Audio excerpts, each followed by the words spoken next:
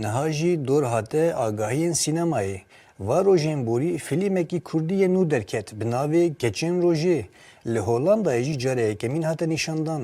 امی هم به شکل فرagman وی فیلمی بینرن و دوره لورا مب درهنر فیلم رژی هف پیوینه کر امی هم درهنر ناسپیکن هم جی مجرا فیلم چیه و یا جده وی ببهیزه بالا امنستی اینترنشنال باجاره دنهاقه لهولاندا یکمین جار کس سینمای وکین زانن یعنی به گمان سه هیوا هشت 2014 انگار دهشه دست هانی سر نامیسا کردا و خلکی ما ازدی بندست کرن و 7000 کچه ما جن و زاریک هاتن رواندن پشتی دهش هدیه دیشکست و خلکی ما کچکت ما ازدی آن هاتن خلاص کرن آنجش دست یعنی او خوش دست دهشه راوین هاتن یعنی مگو وکی پیوسته کو در هنرک کرد ام سر قضیه تشتکی چه بکن تراستی و یعنی هنگا تو فیلم که روشلاتا ناوین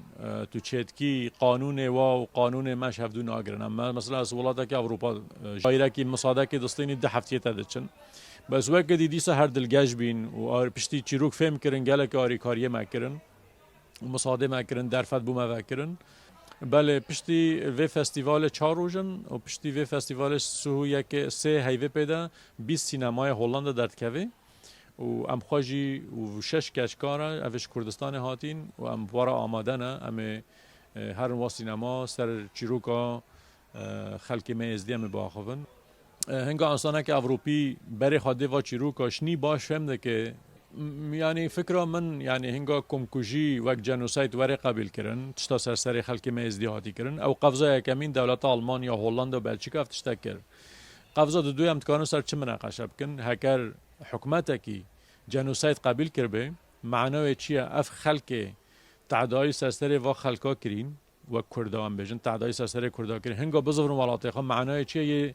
و حکمکی ماستر بدن ما هیویام مازن راستی جی هر باجاره که اروپا ولاتا کی دم بجن هامبورگ برلین لندن آمستردام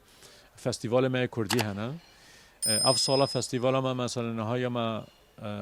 سوبمیشن یا فیلم شاندن 96 فیلم هادیش ماره یعنی کردستان پرودکشن کی گله کی مازن هیا